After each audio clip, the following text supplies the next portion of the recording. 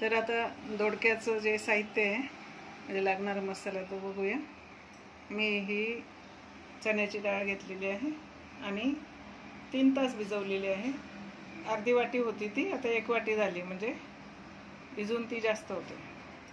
आणि 2 मीडियम साईजचे कांदे, 1 छोटा टोमॅटो, 6 लसणाच्या पाकळ्या, 4 हिरव्या मिरच्या आणि कोथिंबीर आपण वरून टाकणार आहोत भाजीमध्ये। तर आता बनवूया। पहिले 2 कांदे, टोमॅटो, हिरवी मिरची बारीक कापून घ्यायची आणि लसूण ठेचून घ्यायचं। तर आपण हे कापून घेतलेलं आहे। लसूण ठेचून घेतला, हिरवी मिरची कापून घेतली, टोमॅटो कापला, कांदा बारीक कापलेला आहे, कोथिंबीर बारीक कापलेली आहे, नंतर टाकणार आहोत। आता तेल टाकून आपण तडका देऊया।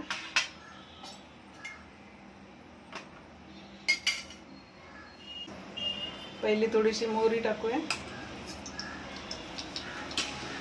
छोटा अर्धा चमचा।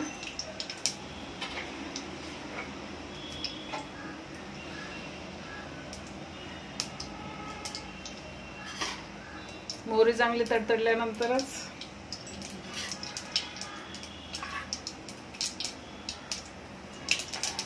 लसूण आणि हिरवी मिरची टाकून घेऊया।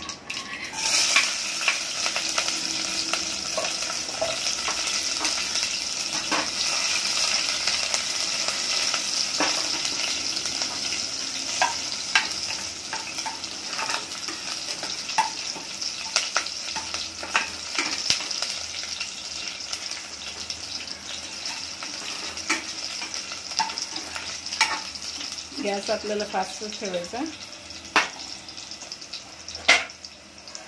लसूण आता सोनेरी कलरचा होत आलेला आहे। आता कांदा टाकून घेऊ।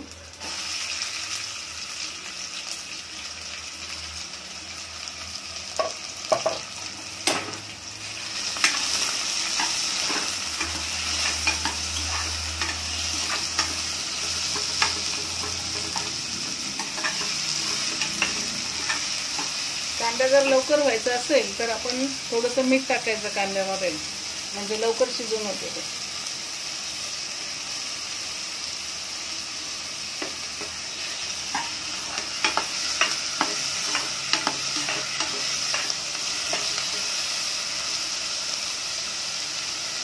आणि 1 मिनिट त्याच्यावरती झाकण ठेवायचं।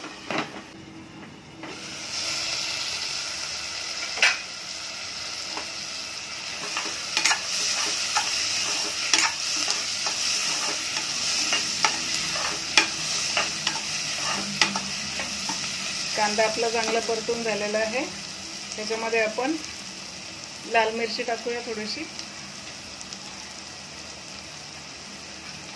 अर्धा चमचा लाल मिरची, 1 भरून चमचा धना पावडर, अर्धा चमचा जिरा पावडर, मिक्स करायचं।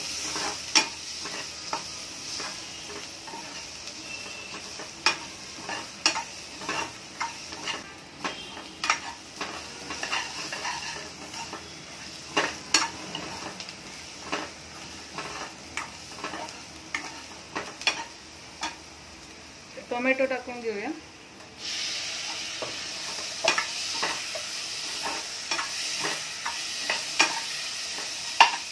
आणि लगेच आपण, कारण टोमॅटो आणि आपलं दोडकं बरोबरच शिजणार आहे म्हणून ते पण टाकून घेऊया।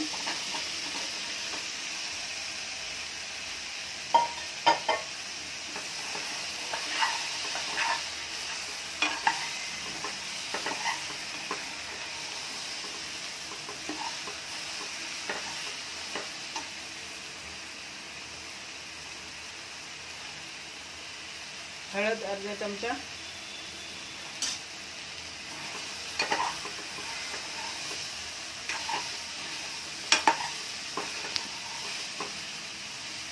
आधी आपण मीठ टाकलंय, आता थोडंसं मीठ टाकून घेऊया चवीपुरतं।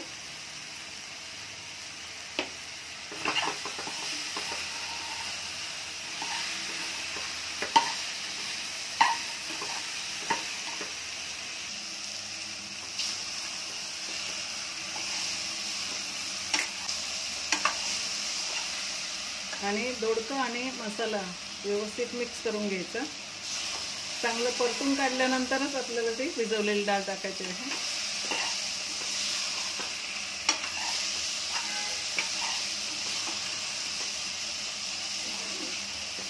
याच्यामध्ये अजिबात पाणी टाकायचं नाही.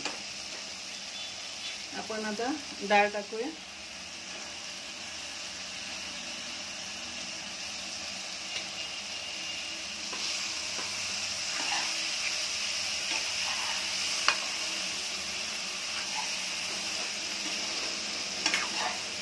आणि गॅस कमी करून झाकण ठेवून द्यायचं. 3 मिनिटांनी आपण भाजी हलवून बघूया शिजली की नाही. बघूया आपली भाजी.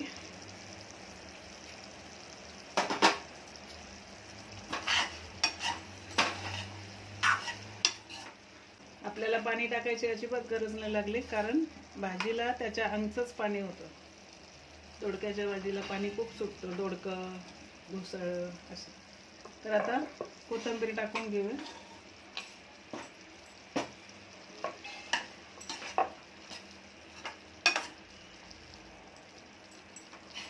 गॅस बंद करूया.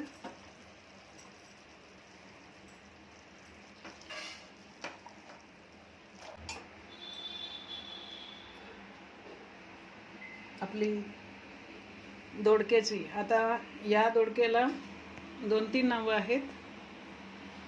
दोडकं, शिराळं, गिलके असे प्रत्येक भागातले एका भाजीचे नाव वेगळे वेगळे आहेत. तर आम्ही दोडकं पण बोलतो, शिराळे पण बोलतो.